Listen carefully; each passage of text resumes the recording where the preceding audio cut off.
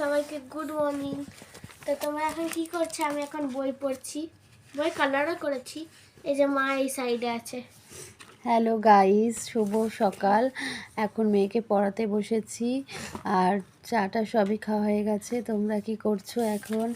এখন ওকে একটু বই পড়িয়ে নিই। এই যে বই পড়াচ্ছি, পড়াতে পড়াতে তোমাদের সাথে একটু কথা বলতে চলে এলাম সকালবেলায়।